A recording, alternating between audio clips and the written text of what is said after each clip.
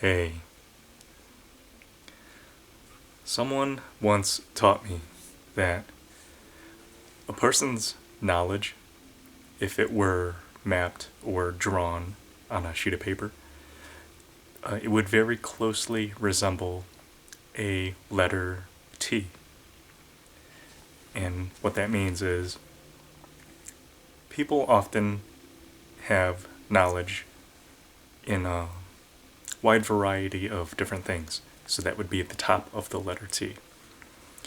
And then when it comes to something that we have deep knowledge or understanding of, then that is where you go to the line and then you go down to show and represent the depth of what we know. And so combining the width of things that we know and the depth of certain things we know, it would resemble a letter T, like this, like a letter T. And I think a lot of that is true. Many examples of that, like when you think of people with talents, like musicians or artists or athletes. If you think of educators or trainers,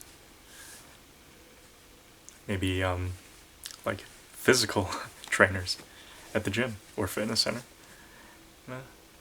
coaches who might coach teams or what else? Oh, video game speedrunners, for example. Like there are some that who I like to watch and follow, and they play like a game so efficiently that they could play it faster than almost anyone in the whole entire world. So one thing that we all have in common is we all have wide understanding about many different things. Like we may all understand things about food and animals, how the environment is, and weather. We have lots of broad understanding maybe about health or finances or maybe technical things, hardware, computer systems, software. But then, every person, all of us, we have very, very deep understanding about something, including you. And the best part about that is what you have a deep understanding of. It's special. And it's yours. And it's good to have.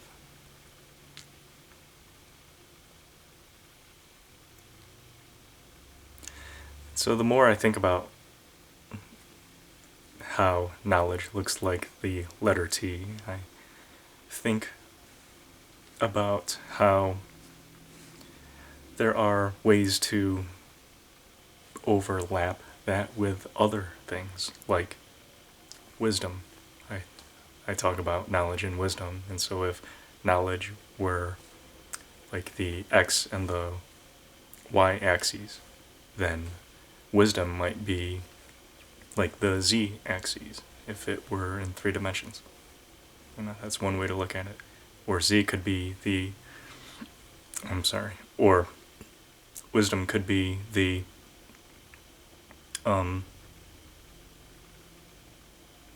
I don't know, maybe the thickness of these lines, like like a letter T could have like a very thin stem, or it could have a very like thick stem, but it's still a letter T, you know. And I also think about passion that we might have, and how that might be illustrated, or how that might appear on the T of knowledge. And one way it could appear might be color. Things that we are passionate about and excited about may be a warm color, like red, orange, or yellow. So, if we are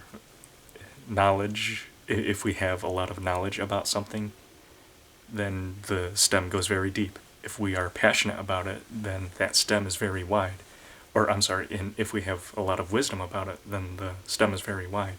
And if we are passionate about it, then the stem might, instead of being maybe black or gray, maybe it's a very, very bright yellow.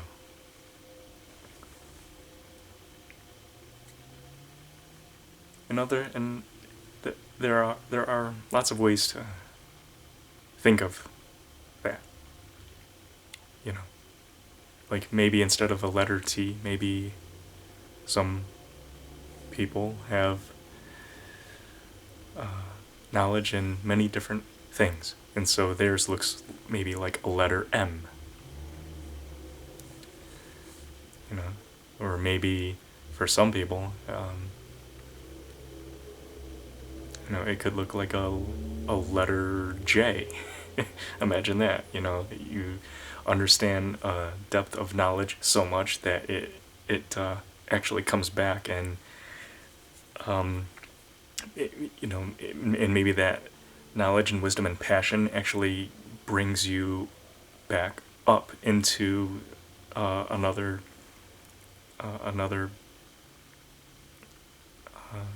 kind of thing that maybe you are passionate about, just with adding a little bit more knowledge, then maybe that J turns up to be like a big letter U or something.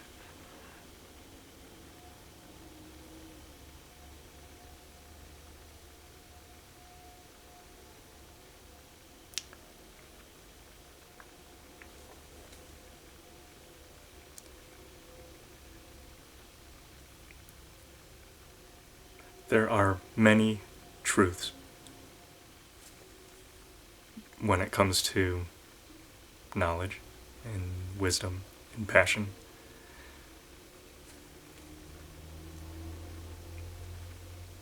I think what is most true is that because each person is different, our letter T to represent our knowledge, everyone's is different. And I like to think we don't know exactly the shape, what it looks like. We may have an idea and a concept, the way I was taught, of what it may look like. But unless if I actually take the time to, maybe I will someday, to draw my knowledge and map it on a sheet of paper, maybe I'll do that someday. Then I might not know I might not know what it actually looks like. Maybe it does look like a letter J or something. Maybe not. But the thing that is most true is that when it comes to knowledge and knowing things about the world and life and other people and ourselves,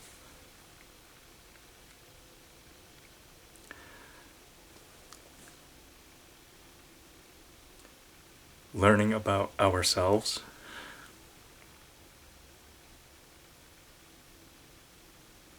I think that's the best knowledge, because it's the most relevant. I love you.